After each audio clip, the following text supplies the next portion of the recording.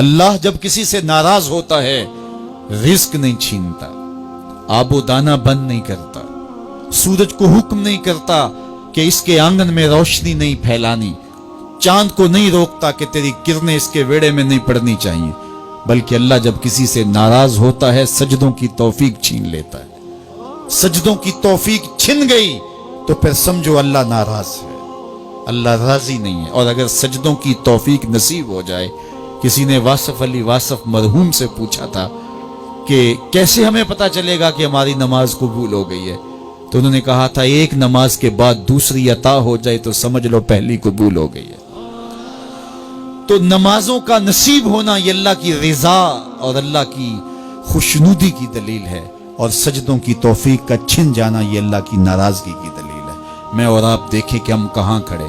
دیکھیے دولت تو کفار کو بھی ملتی ہے، اللہ دولت اسے بھی دیتا ہے جس سے راضی ہے، اسے بھی دیتا ہے جس سے نہیں راضی، لیکن سجدوں کی توفیق اسے ہی دیتا ہے جس پہ وہ راضی ہے۔ تو 5 گانا نماز شعار زندگی بنا لیجئے، نماز قضا نہ ہونے پائے۔ قیامت کے دن بے نمازی اس صف میں کھڑا ہوگا جس صف میں نمرود کھڑا ہوگا، جس صف میں حامان کھڑا ہوگا، قارون کھڑا ہوگا، شداد کھڑا ہوگا۔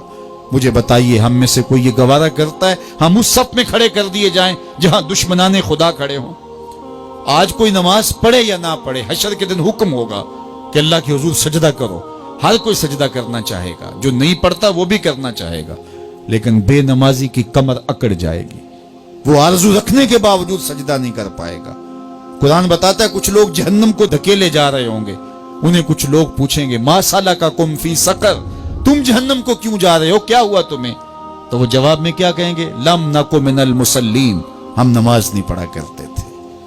سب سے پہلا حساب قیامت کے دن جو بندے سے لیا جائے گا وہ نماز کا لیا جائے گا۔ پہلا سوال بندے سے یہ ہوگا۔ یا چڑیاں بھی رب کی تسبیح بولیں اور اشرف المخلوقات سویا رہے، جب صبح کا وقت ہوتا ہے حشرات الارض بھی بلوں سے نکل کے رب کی تقدیس کے ترانے پڑھ رہے ہوتے ہیں، درختوں کی شاخوں پہ چڑیاں پرندے وہ بھی اللہ کی تقدیس کے ترانے پڑھ رہے ہوتے ہیں، حشرات الارض بھی اس کی تقدیس کے گیت گا رہے ہوتے ہیں، اور اشرف المخلوقات خراٹے لے رہا ہو، اس سے بڑی بد نصیبی کیا ہو سکتی ہے؟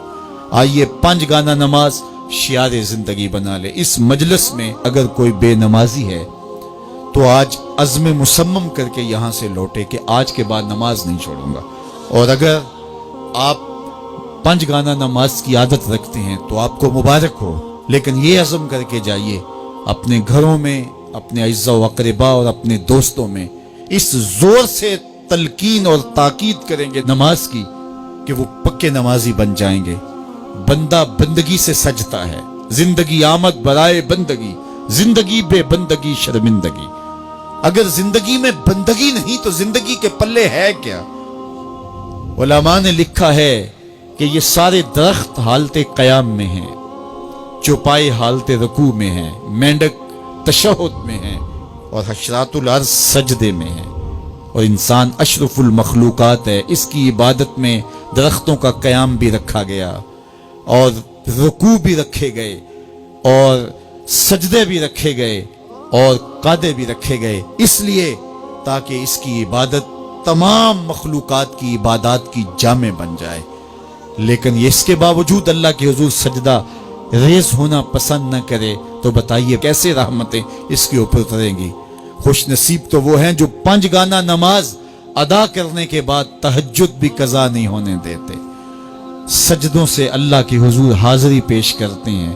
سب سے زیادہ بندہ اللہ کے اس وقت قریب ہوتا ہے جب سجدے میں سر رکھا ہوا ہوتا ہے۔ انسان کے اشرف اعضاء اس کے سر میں ہیں، بولنے کی قوت زبان سر میں، دیکھنے کی قوت آنکھیں سر میں، سونگنے کی قوت ناک سر میں، چکھنے کی قوت زبان سر میں، سننے کی قوت کان سر میں، سوچنے کی قوت دماغ سر میں، اور سر مالک کے در پہ۔ ناک بھی رگڑ رہا ہے، پیشانی بھی رگڑ رہا ہے، اور زبان سے کیا کہہ رہا ہے؟ سبحان ربی الاعلی، مالک مجھ سے نیچے کوئی نہیں، تیرے سے بالا کوئی نہیں۔ انسان کو بندگی کا ذوق جب نصیب ہو جاتا ہے، جب اس کے حضور بندہ جھکنے لگ جاتا ہے تو پھر وہ کسی کے آگے نہیں جھکتا۔ وہ ایک سجدہ جسے تو گراں سمجھتا ہے 1000 سجدے سے آدمی کو دیتا ہے نجات۔